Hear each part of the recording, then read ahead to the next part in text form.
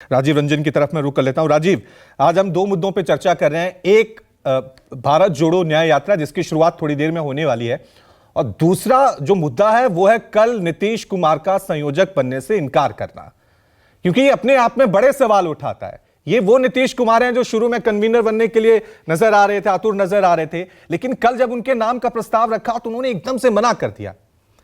क्या वजह नजर आ रही है? ये जो पलटी मारी है नीतीश कुमार ने, या कहीं एक जो नई चाल चली है, क्या नई वजह है?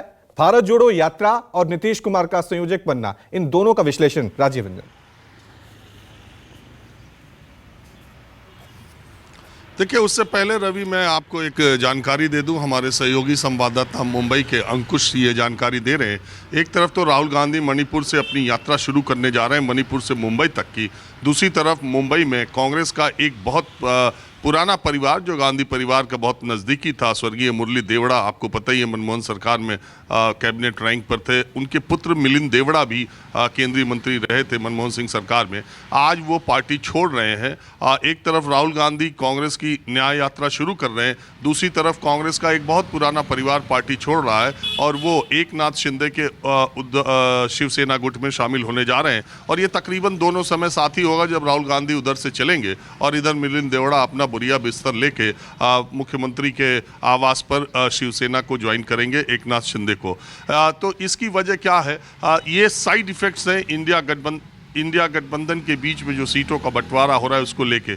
मैंने आपके कार्यक्रम में कल भी कहा था, परसों भी कहा था कि 4-5 सीटें ऐसी हैं जिसमें गठबंधन को लेकर के खींचतान ये है कि वो सीट किसके कोटे में जाएगी। अंकों के हिसाब से तो महाराष्ट्र में ये तय हो चुका है कि 18 से 20 कांग्रेस और शिवसेना, और 8 से 10 के बीच में एनसीपी और प्रकाश आंबेडकर की पार्टी चुनाव लड़ेगी। लेकिन कौन कौन सी सीट होगी उसमें पेंच 4-5 सीटों पर फंसा हुआ था, जिसमें साउथ मुंबई की भी एक सीट है। मिलिंद देवड़ा, मुरली देवड़ा, लंबे समय तक मुरली देवड़ा वहां से सांसद थे, मिलिंद देवड़ा भी सांसद थे, लेकिन पिछले 2 बार से शिवसेना उद्धव गुट के अरविंद सावंत वहां से सिटिंग एमपी हैं और इसलिए शिवसेना वो सीट छोड़ना नहीं चाहती थी।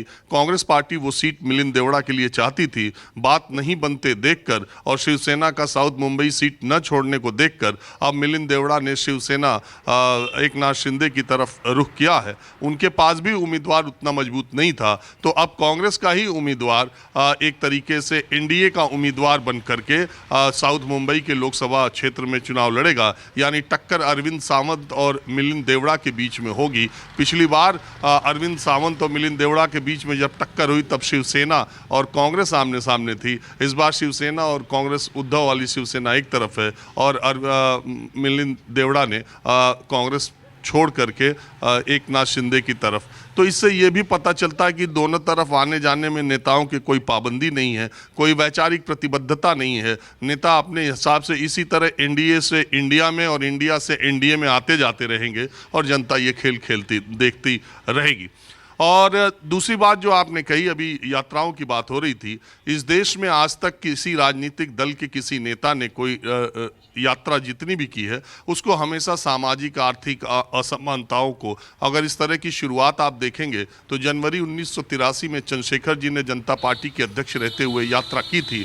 उसका भारत यात्रा नाम उन्होंने दिया था, जो साउथ तमिलनाडु से होकर दिल्ली तक आई थी। करीब 4260 किलोमीटर की यात्रा थी और उस समय आज़ादी के बाद सबसे बड़ी पदयात्रा करने वाले चंद्रशेखर जी थे। तब भी उन्होंने आर्थिक और सामाजिक असमानता और समानता को समझने के लिए, गांव गरीबों की दुख दर्द को समझने के लिए उस यात्रा को सामाजिक यात्रा का ही नाम दिया था। अगर आप वाईएसआर रेड्डी के बेटे जगन रेड्डी, जो आंध्रा के सीएम हैं, उनको देखिए, चुनाव के ठीक पहले एक यात्रा उन्होंने भी इसी तरह की थी, जिसको उन्होंने कहा था कि वो गांव के और नौजवानों और किसानों की समस्याओं को समझने के लिए ये सामाजिक यात्रा कर रहे हैं।